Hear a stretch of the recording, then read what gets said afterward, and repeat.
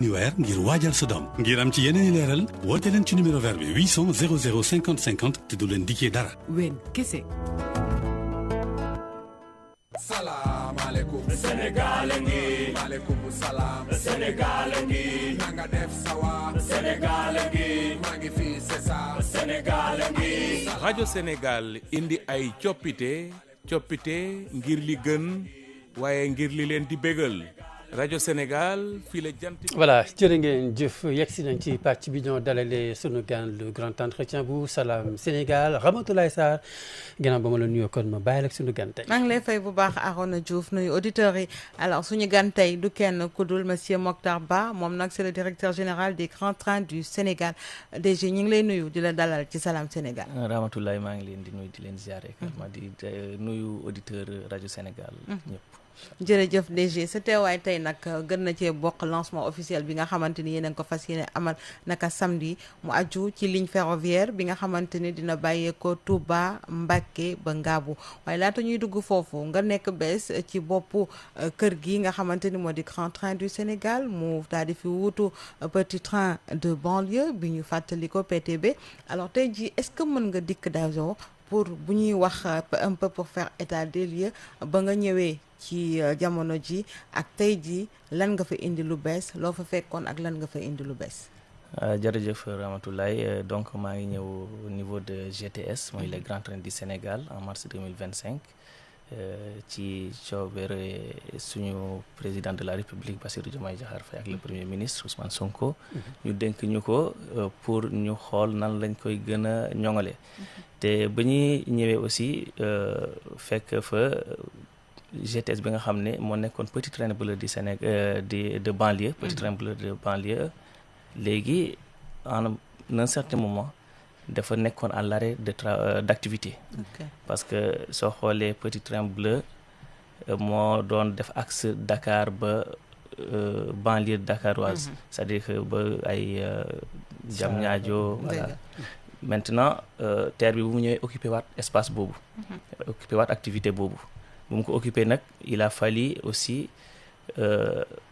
PTB xoolaat nan lay taxawaatee ci transport urbain ou interurbain ci la ñuy defaraatee tëggaat texte yi ba PTB nekkaat les grands trains du Sénégal am ay mission ci yooyu mooy tey transport interurbain entre les régions soit Dakar Thiès Dakar Touba mais aussi Dakar Tivaouane fi nga xam ne fii axe ferroviaire bi permettre na activité bi dox fa te boobu ba léegi aussi ñu ngi ci def ay jéego pour jéem a relancer activité bi soo xoolee bu baax GTS da doon couvrir tout simplement les grands événements mooy Magal de Touba Gamou Ziara Générale bu ñëwee aussi fekk fa des projets yi nga xam ne bëri nañ mais ci projet aussi da ngay xool li nga xam ne société attan na ko aussi c'est soutenable vis-à-vis de la situation ci état nga xam ne Grand Train du Sénégal état moo koy financer totalement ci loolu bu ñu saytoo ñu xool ne effectivement fu gën a am potentiel pour développer l'activité de GTS mooy aujourd'hui se déployer dans la région de Diourbel et plus précisément au niveau du département de Mbacké ba nga xam ne c'est le département le plus peuplé du Sénégal avec plus de 1,3 million habitants nga xam ne aussi mobilité bi posé na problème te le potentiel existe ce potentiel boobu bokkoon na raay bi mu ngi fa woon ñu defaraat aussi parce que ñu ngi ci doon liggéey ak CFS ñu woon leen ne fii am na potentiel ba nga xam ne GTS war na fa liggéey pour jëriñ population bi ci ndigal autorité yi donc ñuy lëkkaloog ñoom ak ñoom Ageroute ak ñëpp ku nekk def ci wàll bu mu ci war a def ba tey mu permettre ñu au-delà maintenant des événements religieux yi ñu couvrir avec beaucoup de succès incha allah day continuer di wéyal activité am de manière permanente sur l'axe Touba Mbacké Ngabou ba nga xam ne c'est une très vieille doléance des autorités religieuses des guides religieux de Touba mais aussi de la population et surtout mooy la cible principale élèves yi nga xam ne dañoo war a jóge fépp di dem Mbacké. Justement ñu desandi ci point boobu sax muy rek ligne bi ferroviaire bu Touba Mbacké Ngabou yaa ngi koy wax léegi c'est une vieille doléance gis nañu xalif bi également doon sàkku ci transport bi nga xamante ni élèves yi am nañ ciy jafe-jafe tey jii lan la ñu mën a xaar ci ligne ferroviaire boobu nga xamante ni moom ngeen fas yéene lancé naka samedi par rapport ak élèves yi ak population yi. waaw dañuy sant yàlla bu ñu mayee aussi doxal jéego yooyu ba yàlla dogal ne incha allahu rabbi samedi bi la ñuy def lancement officiel des activités parce que depuis plus d'1 mois ñu ngi ci ay activités d'essai mooy suñuy wax les essais à blanc ak train pour mën a roode système bi xool aussi dispositif bu ñu mettre en place tey il est évident que incha allahu rabbi à partir du samedi les autorités de tutelle viendront faire officiellement le lancement. ci loolu c'est un axe bi nga xam ne très fréquenté long de 24 kilomètres entre te mu desservir nag 3 communes 2 communes urbaines mooy Touba Mbacké qui est une agglomération très importante mais aussi commune de Dalal Ngabou nga xam ne c'est une commune rurale amoon aussi ay jafe-jafe surtout relier seen centre bi nga xam ne mooy l'agglomération de Touba donc si loolu def nañ fa lépp li nga xam ne war na ànd ak transport ferroviaire urbain interurbain mooy halte yi ñu waroon am defaraat gaar yi aussi mais surtout aussi une partie nga xam ne xawoon nañ am tuuti souci sécuritaire CFS jël ko en charge totalement defaraat ko teggiwaat raay bu fa nekkoon defaat ay yeneen dispositifs yu bees yi nga xam ne c'est encore beaucoup plus sûr. ñaata kilomètres la. 24 kilomètres diggante Touba ak Mbacké nga xam ne dina ko daw ci 1 heure de temps ak arrêt yi ngay compter yëpp incha allah y a 3 gares. La gare de Touba, la gare de Mbacké et la gare de Kër Ibra Yacine. ci loolu aussi y aura 7 arrêts 7 arrêts yooyu mooy doon Daaru Marnaan Daaru Salaam Mbacké lycée de Mbacké am Saté am aussi Daaru Khafor am Dalal Ngabou ak Ngabou Mouride terminer sa course au niveau de Kër Ibra Yacine te incha allah rabbi aussi c'est une ligne qui va commencer à opérer à partir de 6h15 nga xam ne de matin pour mën a couvrir déplacement élèves yi nga xam ne dañuy soxla jusqu'à 20h18 donc 20h on peut dire que 6h à 20h lay opérer avec des navettes au total 16 navettes 16 aller-retour pour mën a couvrir les besoins de déplacement des élèves dans la journée mais aussi des autres acteurs économiques. Actuellement dañoo déployer 2 rames réversibles yi nga xam ne comme soo xoolee ramu terre yi noonu la mel day am bopp de part et d'autre mooy réversible nga xam ne da lay permettre parce que état voie bi moo ñu nekkul 2 voies benn voie la donc il faut ñu am dispositif nga xam ne soo gaaree mën nga demaat de l'autre côté continuer waat donc ci loolu ak une rame de réserve bi nga xam ne su amee jafe-jafe ci raay bi wala train bi xam matériel la rek mën na panne ci yoon bi wala am arrêt am souci technique boobu day doon benn rame de secours. donc au total dinañ am 3 rames yu fay nekk incha allah. alors da nga wax parmi les cibles élèves yi nga xamante ni ñoom ñooy faral di nekk ci axe boobu ko wax élèves yi mais di nga xalaat koppar bi nga xamante ni tarif bi ñu nar a dépenser pour mën a jël train boobu est-ce que dina nekk aussi tarif yoo xamante ni c'est accessible ci élèves yooyu la. effectivement xam nga objectif aussi projet bi surtout nga nekk société publique c'est la rentabilité sociale te autorité aussi dañu jox ay instructions yu leer ne nañ def les tarifs de telle sorte que ce sera accessible parce que cible bi c'est une couche sociale bi nga xam ne aussi seen revenu demeewul noonu te xam nañ aussi c'est une zone bi nga xam ne revenu global bi aussi xawula demee noonu donc dañuy tenir en compte yooyu yëpp moo tax soo xoolee tarif yi c'est compris entre 150 ak 500 su ñu waxee 500 mooy première classe loolu ça dépend peut-être des acteurs yi nga xam ne ñoom choisir nañ ban confort a ci nekk c'est climatisé et c'est aussi confortable donc foofu mooy 500 francs sur tout le trajet mais le reste c'est 150 jusqu'à 300 sur toute la longueur ça dépendra ci section yi ngay wàcc yooyu yëpp c'est bien défini de telle sorte que de toute façon pour les élèves qui quittent Touba ba Mbacké wala Kër Ibra Yacine ba Mbacké seen tarif du romb 150 pour mën a leen jàppale ci mobilité boobu. am ngeen également une estimation ci nombre de voyageurs yi ngeen fas yéene convoyé ci trajet yooyu nga xamante ni da nga koy amal journalièrement. Effectivement, la capacité qu'on a offerte mooy voilà li ñuy joxe foofu comme capacité disponible mën na dem ba 7000 voyageurs par jour mais on a tenu compte juste ay places assises yi nga xam ne peut-être pour plus de confort mais su dee laaj na ñu taxaw aussi ñu taxaw mais quand même distance bi guddul donc ci loolu on a une prévision de 2900 voyageurs par jour en fonction ci calcul yi ñuy def parce que c'est une zone très dense mais aussi dañuy tenir en compte de beaucoup de paramètres donc ci loolu 2900 ce qui fera peut-être 58 le mois et 700 000 l'année. Voilà, c'est ça. Alors déjà da ngeen wax projet wax axe boo xamante ne également dafa di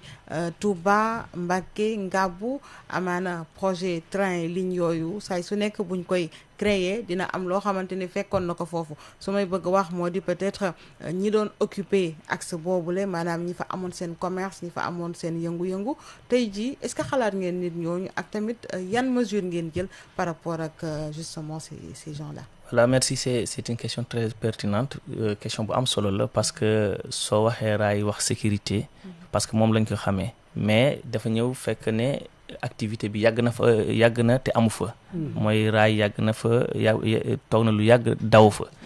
événementiel rek la fay defee comme Magal Touba ak yu demee noonu donc ci loolu am na ay dispositifs yu ñu mettre en place pour sécuriser les passages à niveau régulier am nañ ci 6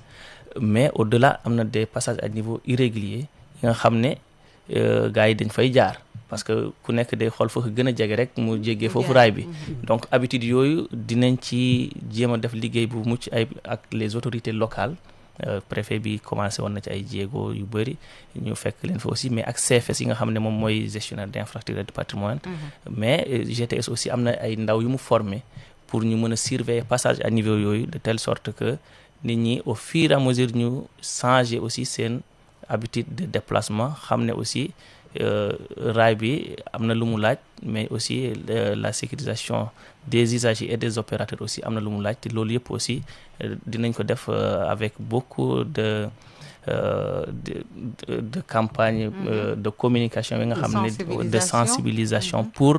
nit ñi xam ne affaire du seen njëriñ la moo aussi mais seen sécurité moo nekk au centre du projet. Voilà. Alors est-ce que également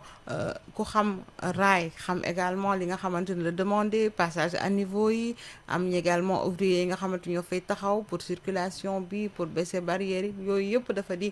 loo xamante ni faw également mu nekk est-ce que xalaat ngeen ko te personnel boobu tey ji bu ngeen ko naree jël fan la ñuy jóge ci gox yooyu foofu bu fekkee ci gox yi la ñuy jógee est-ce que am nañu qualification boobu yëpp tamit. Effectivement damay ñëwaat rek parce que question bi nga mujj poser aussi c'est une question très pertinente te aussi xam nañ ne comme li ma la doon wax Touba charrette yi ñoo fa ëpp donc charrette yi dañuy jaar fu nekk moo tax it c'est une question pertinente bi nga xam ne ñu ngi ci liggéey bu baax mais aussi effectivement am nañ ay conventions yoo nga xam ne ñu ngi koy liggéey ak les municipalités loolu day joxe ay responsabilités sociétales de l'entreprise nga xam ne ñu nit ñoom am nañ ci wàll mais ñu nit am nañ ci wàll te instruction yu ñu jot aussi mooy ne projet bi Touba la jëm pour population Touba la lépp li nga xam ne foofu lañ ko war a mën a jëlee war nañ ko mën a recruter au niveau de Touba mais aussi former leen parce que aussi dafa laaj formation même provisoirement nga xam ne suñu ndaw la ñuy teg ci pen yi ñooñu c'est pas leur fonction mais dañ ko def le temps que ñu am en collaboration ak CFS former ay agents yi nga xam ne après ñoo fay nekk te am na aussi d'autres activités yi nga xam ne population locale bi war na ko mën a occuper may côté yépp ci de sécurité jusqu'aux opérations nga xam ne loolu fi nga xam ne fépp waa Touba population Touba Mbacké Kër Ibra Yacine war nañ fa mën a occuper ñoom ñooy les prioritaires. Alors da nga wax sànq volet boo am solo muy sensibilisation muy projet boo xamante ni sensibilisation bi faut que mu am bu baax ngeen def maillage bi foofu ndax ni nga ko waxee Touba dafa nekk également dëkk bu xaw a spécifique am nañu seen ay loo xamante ne habitude la yaa ngi koy wax sànq ci wàllu dawal sareet yi mais également am nañu benn je veux dire esprit boo xamante ni du yomb dina yomb wala du yomb aussi yéen a mën a xam ndax envoyé ngeen fa équipe à l'avance bien sûr pour xool un peu étudier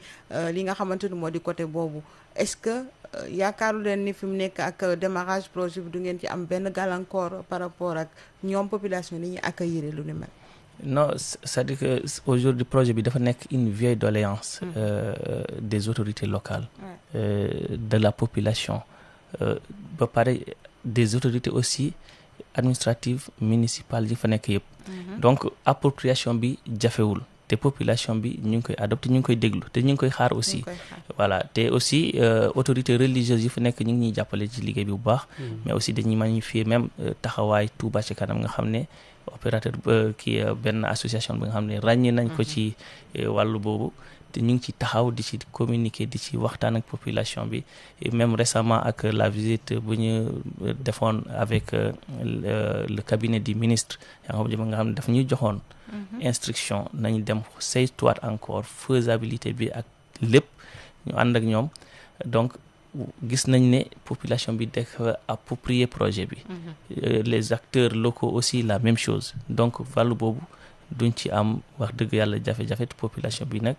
aussi xam nañ ne seen njëriñ la d'ailleurs dañuy posé waat yeneen doléance pour élargir aussi parce que soo xoolee wax naa la léegi arrêt yi 7 la donc dina am distance entre arrêt ba halte pour taxaw déjà am na boo xam ne université bi ñoom ñu fa laaj ñu yokkal leen arrêt yeneen population yi am na ñoo xam ne laaj nañ aussi ñu yokkal leen ay halte nga xam ne distance yi dina gën a gàtt ba nga xam ne xale yi aussi parce que soo xoolee élément central bi mooy xale yi war a déplacé wu dem ci ay conditions yu wóor yu sûr mais aussi mën a jël train bi fu gën a jege seen kër aussi donc ci yooyu yëpp nag nañ ci liggéey te soo demee ba population bi commencé di la wax ne defal ñu lii jàppale ñu ci lii di la identifier ay opportunités yoo nga xam ne war nañ ko mën a am donc ça veut dire que y a une appropriation du projet. alors wax nga étudiants yi aussi muy tamit leneen lu ci yokk ça veut dire que ni axe bi foofu yëpp lay desservir ak xale yi nga xamante ni mooy lycéens yi université donc bëri na ci ñoo xamante ni daal lay desservir ci axe yi. effectivement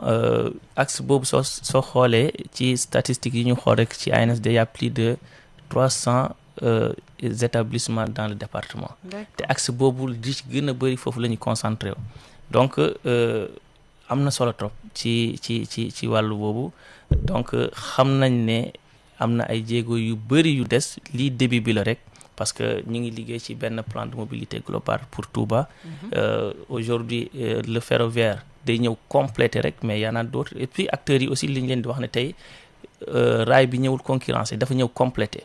donc ci loolu yëpp dañuy xool nan la ñuy defee parce que ñi ñëw di jël train bi ci arrêt yi dafa am fu ñu jógee suñuy wàccee aussi dafa am fu ñuy dellu donc yooyu yëpp dañ koy harmoniser te ñu ngi koy liggéey ak CETUD aussi mu ngi ci def liggéey bu am solo bu mucc ayib ci plan de mobilité boobu ànd ak ñoom autorités yi aussi impliqué bu baax donc foofu c'est l'axe boo nga xam ne dafa am importance côté étude mais aussi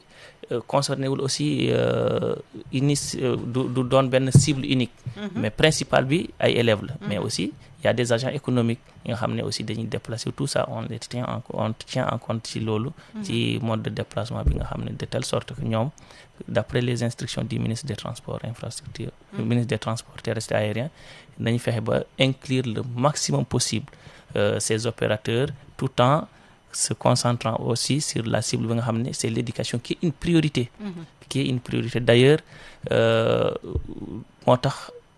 même le ministre de l'éducation nationale day bokk ci ñi nga xam ne dinañu ñëw def lancement bi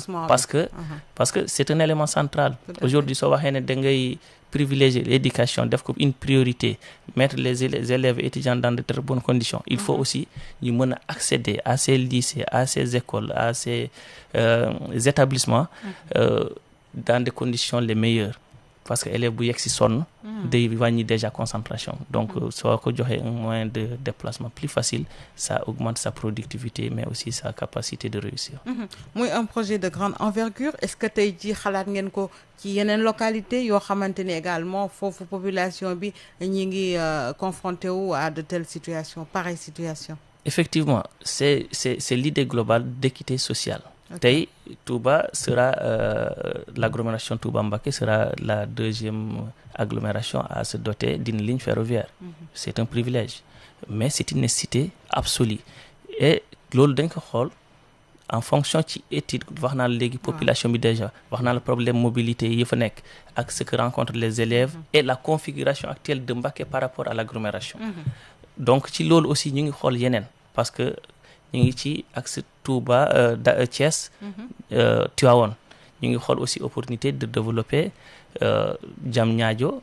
ba Thiès pour faciliter parce que aussi l'objectif c'est de faciliter la mobilité et le déplacement des populations ci territoire national bi yëpp te loolu dina am benn partie intermodalité tey TER bi day dem ba Diamniadio GTS jëlaat la yóbbu la ba Thiès yóbbu la ba Tivaouane wala yóbbu la ba Touba d'ailleurs derrière TMN bi Touba Mbacké Ngabou il y a une autre ligne qui se cache qu'on est en train de développer mooy Mbacké ba Thiès parce que raam yi leur maintenance soo xoolee lundi au vendredi leur maintenance bi Thiès lay doon donc ci loolu dinañ offrir aussi beneen ligne bi nga xam ne pour ñi ko bëgg les acteurs. mais loolu kañ lay interconnexion boobu kañ lay sorti. loolu lépp dañ koy liggéey te actuellement ça c'est une étape. Déjà on a atterri jusqu'à Diamniadio on aura GTS Mbacké Thiès loolu déjà c'est une étape très importante li des mooy juste connecter Thiès à Diamniadio et Thiès à Tivaouane. Pour ce qui est actuellement le réseau existant te projet yi yemul foofu parce que on a aussi un projet catalytique nga xam ne Dakar Bamako la Dakar Tambacounda loolu aussi c'est un axe prioritaire très important surtout pour l'activité économique du pays. Xam nañ ne port bi aussi tey li fay transiter ci conteneur war a dem Mali dafa bëri te day participer ci désengorgement des routes côté sécurité exactement donc c'est un transport de masse bi nga xam ne war na indi une solution globale et durable pour la mobilité des personnes et des marchandises. da nga ko wax muy train bañ ko déggee ci ñi nga xamante ni ñoo nekk chemin de fer ay doomu cheminot benn ci man mi donc alors ñu gis ni yuuxu sifflement train bi jour bi nga xamante ni def nañ ko nekk na luñ koy waxatee benn nostalgie boo xamante ni cheminots yi amoon nañ ko cheminots à la retraite yi am nañ ko ba nga xamante ni tey jii parmi vos projets yaa ngi koy wax fas yéene ngeen tamit yóbbu Tamba gisoon nañu amoon na ligne boo xamante ni ferroviaire ba Saint-Louis donc bëri na axe yoo xamante ni ligne bi mi ngi fa doon dem ci jamonoy régie des chemins de fer du Sénégal tey jii est-ce que fas yéene ngeen dekkalaat ligne yooyu yëpp également yooyu yëpp soo xoolee c'est dans le cadre de la transformation systémique sur l'échelle du territoire effectivement tey suñu demee ba Tamba ci programme bi soo xoolee ni ñu ko évoluer dina am beneen bu fay génn dem Ziguinchor beneen génn fa dem Matam relier les zones à haut potentiel économique am na yoo xam ne dañuy jaar sur la petite côte jàll mooy bi ngay wax tey dem Saint-Louis jàll demaat mën a rallier waat ces territoires là aux zones est et en même temps parce que maillage boobu day am solo continuer li nekk ñëw ba Touba tey continuer jaar Daara jaar Linguère jàll Matam connecter les phosphates de Ndendori aux autres parties du territoire connecter le Bawol aujourd'hui ak les autres territoires yi nga xam ne aussi mën a créer des échanges économiques loolu yëpp mu ngi ci projet bi étape par étape et de manière sûre et durable lañ ko bëgg a defee moo tax lii aussi je vous dis c'est juste un tout petit premier pas bi nga xam ne c'est li nga xam ne ci programme bi ñu yor pour transformer le système ferroviaire national te aussi duñu yem rek ci xool métrique bi parce que ñu ngi évoluer xool nan la ñuy augmenter capacité bi te loolu lu mu mën a amee mooy tey à travers un passage vers le standard tey le standard c'est en vogue partout dans le monde c'est avec moo ëpp sécurité moo gën a yaatu moo ëpp vitesse loolu côté voyageur la surtout teewul ne tey li ñu am mooy métrique bi dañ koy mettre en valeur parce que c'est ay investissements yu état defoon donc il faut ñu mettre ko en valeur revaloriser ko matériel ba fa nekk ñu exploiter ko ba telle sorte que tey suñu bëggoon tem def passage vers standard métrique bi da koy faciliter loolu yëpp nag programme global bi nga xam ne am nañ ko ci au niveau du ministère. programme à coup de milliards ndax li nga wax ni nekk na lu rëy loo xamante ni koppar gi tamit war na duul. effectivement donc loolu yëpp nag dama lay wax l'État du Sénégal dafa privilégier ay démarches yoo xam ne day utiliser d'abord les ressources endogènes mais aussi on n'exclut aucun partenaire et ci loolu aussi petit à petit projet par projet de manière sûre et nu mu ko waxee structurée et dynamique et faisable parce que aussi du question xool lu rëy présenté ko nit ñi da ngay xool li nga xam ne aussi mën nga ko def te ñu ngi koy def jéego après jéego te incha allahu rabbi le maillage territorial par le chemin de fer et par les autres modes surtout créant benn interconnexion intermodalité loolu moom ci suñu programme ministère des transports terrestres et aériens la nekk. alors DG est-ce que ci seen projet yooyu xalaat ngeen ci anciens cheminots yi nga xamante ni tey ji am nañu expérience bu ñu leen mën a apporter ñenn ñoo xamante ni ñi ngi peut-être en activité wala sax ñoo xam ni nekkatuñu en activité mais ba tey mën nañ leen nekkal de beaucoup d'apports mën nañ leen ko indil yéen ñii ci li nga xamante ni moo di projet ndax yàgg nañ ci xam nañ ci suffisamment d'expérience ñooñu xalaat ngeen leen est-ce que wala am na tamit projet yu ngeen leen fas yéene jagleel. xam nga ministre bi mu ngi liggéey ak ñëpp. di liggéey ak ñoom di waxtaan ak ñoom surtout. donc ci wàllu woowu man fa ma nekk rek am na ay anciens yi nga xam ne chemin de fer lañ nekkoon mais dañ lay woo jox la ay conseils. te su amee ay opportunités yi nga xam ne war nañ mën a valoriser ñoom seen acquis ak seen expérience dañ koy utiliser parce que aussi soo xoolee CFS ay anciens DBF ñoo fa nekkoon. ñoo fa nekk exploité woon ligne ferroviaire Dakar Bamako ba pare ñëw sottiwaat seen expérience ci biir loolu. donc ñun aussi la même chose ñu nekkoon PTB nekk ay anciens nekk ci xam am expérience xam liggéey bi ñoom il continue am na ñoo xam ne ñu ngi continuer di servir am na ñoo xam ne ñu ngi servir par des consultances par lépp li nga xam ne mën nañ profiter ci seen expérience et c'est comme ça aussi parce que on est très ouvert l'essentiel c'est de pouvoir faire avancer les projets de manière sûre et durable. yaa ngi koy wax PTB ñaa ngi koy répété sànq ba tey est-ce que xalaat ngeen ko tamit muy dem ci biir banlieue bi ndax gis nañu TER bi gis nañu BRT bi train bi lu muy xaar également. waaw ci côté boobu. non c'est-à-dire que aujourd'hui mission PTB moo nekk PTB la ñuy migré waat nekk GTS. donc mission ñoo nekkaat tey transport interurbain. tout ce qui est urbain aujourd'hui est ramené à la mission du TER. te extension yooyu am na projet d'extension yooyu am na. TER déjà mu ngi bëgg am extension. Dakar Diass demaat ba Thiès voilà am na yeneen ay études ñu ngi continuer def ay études yëpp pour mën a relier les grandes villes par la voie ferrée mu nekk une alternative aussi au transport routier. D'accord. Déjà, on va rebondir sur quelques points en français par rapport justement au lancement officiel qui doit se faire samedi. C'est concernant la ligne ferroviaire Touba, Mbacké, Ngabou. Mais avant cela, vous l'aviez dit tantôt, c'est une vieille doléance. Avant cela, vous êtes à la tête justement des GTS depuis mars 2025. Aujourd'hui, qu'est-ce que vous pouvez nous dire par rapport à ce que vous avez trouvé sur place et le neuf que vous avez apporté? Effectivement, merci beaucoup. Donc, GTS est inscrit dans la dynamique de transformation systémique du pays. Et sur notre volet transport et du sous-secteur ferroviaire, nous avons reçu les instructions des plus hautes autorités de l'État, mais aussi en travaillant aussi avec beaucoup de synergie autour du ministre des Transports terrestres et aériens. Aujourd'hui, on est en train de développer des projets côté infrastructure, mais aussi des projets côté matériel roulant qui peuvent permettre aujourd'hui la circulation fluide des personnes et des biens sur ces axes, sur ce mode de transport. Aujourd'hui, nous, GTS, en ce qui nous concerne, nous sommes sur le métrique et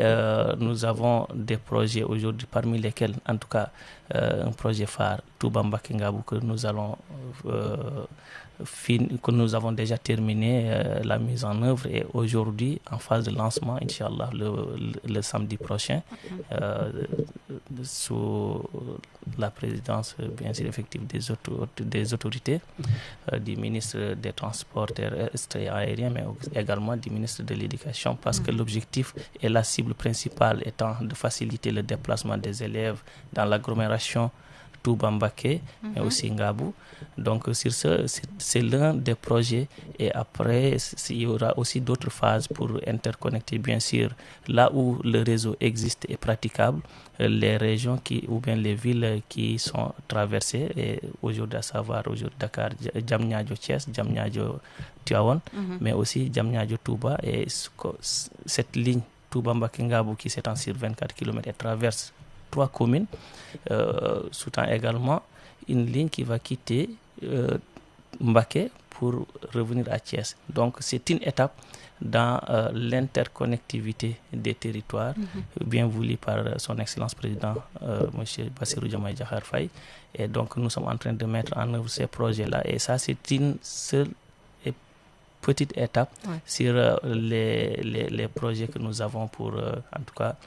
permettre à la population d'avoir une mobilité plus fluide, plus sécurisée, mais aussi à un coût acceptable et abordable. En parlant de coût, justement, on peut connaître le tarif, et puisque vous parlez des élèves comme cible, le tarif est fixé à combien? Effectivement, dans l'élaboration des tarifs, nous avons tenu à prendre en compte ce paramètre social, c'est-à-dire aujourd'hui, nous savons que c'est une couche aussi vulnérable, à faible revenu. Donc les tarifs sont compris entre 150 et 300 sur toute la ligne. Et en ce qui concerne la première classe, qui est en tout cas un choix en fonction des commodités, première classe, là on a établi un tarif aussi préférentiel de 500 francs sur toute la ligne. Et des abonnements, puisqu'on parle aussi des élèves, pour leur faciliter l'accès, ils ont la possibilité de faire des abonnements mensuels à 5 000 francs tout simplement, mais aussi pour les autres catégories, il y aura des abonnements à 15 000 francs. Donc on a tenu compte de ce facteur social qui est très important, qui est au centre et qui est l'objectif principal même de la mise en service de cette ligne Touba-Mbacké Ngabou qui traverse 3 communes et qui opère aujourd'hui dans le département le plus peuplé du Sénégal. Et vous estimez à combien les personnes qui seront convoyées journalièrement? Voilà, nos prévisions nous donnent quand même une estimation à 2900 passagers par jour, bien que la capacité que nous avons ouverte dépasse largement cela, parce que nous avons une capacité de 7000 voyageurs par jour, parce que nous avons déployé, comme je vous dis, 2 rames en opération et une rame de réserve, donc c'est une capacité importante, mais les prévisions aussi obéissent à certaines règles, et pour cela nous aurons au moins 2900 voyageurs par jour et 58 000 le mois et 700 000 l'année. Et là, nous avons élaboré ces tarifs en minimisant quand même le taux de remplissage, parce que ça fait partie aussi des paramètres à tenir en compte. Et ce qui est sûr, avec les statistiques que nous avons de l'agglomération qui concentre et du département qui concentre plus de 100 000 élèves, la capacité peut dépasser largement, mais quand même nous avons prévu des moyens dans cette circonstance aussi de répondre à cette demande. Vous l'avez dit, cet axe regroupe plus de 300 et quelques établissements scolaires. Ce serait également vraiment un ouf de soulagement pour ces personnes qui vont donc emprunter la voie. Effectivement, parce que là c'était, comme on l'a rappelé tout à l'heure, une vieille doléance aussi bien des guides et des guides religieux actuels, mais aussi des populations et des autorités administratives. D'ailleurs, nous saluons également la posture des autorités locales. On a déjà eu l'expression des maires qui veulent aujourd'hui mettre en place des systèmes d'abonnement pour les élèves qui relèvent de leurs compétences, et donc les populations également. Et nous saluons également le partenariat de Touba Tchekanam qui a vu quand même dans le projet une importance pour l'agglomération, pour les populations de Touba, et qui a quand même participé même de manière significative à la réalisation de ce projet. Donc on a eu un mode de financement quand même participatif, et les municipalités, Touba, Tchakanam, les autorités religieuses, tous quand même ont manifesté et leur volonté d'accompagner ce projet et avec en tout cas l'appui du ministre des Transports terrestres et aériens, Yankhoba Diémé, nous sommes parvenus quand même à réaliser ce projet qui sera mis en service, Inch'Allah, tout prochainement avec le lancement du samedi. Merci beaucoup. Vous l'avez dit, le lancement est prévu samedi de cette ligne ferroviaire Touba Mbacké Ngabou. Monsieur Mokhtar Ba, directeur général des grands trains du Sénégal. Salam Sénégal vous remercie. Merci beaucoup. Merci beaucoup monsieur Ba jërëjëf Ramatoulaye Sarr alors li ñu waxtaanee ak sunu gan nag dañuy may Seydina Alioune Diop toogu bi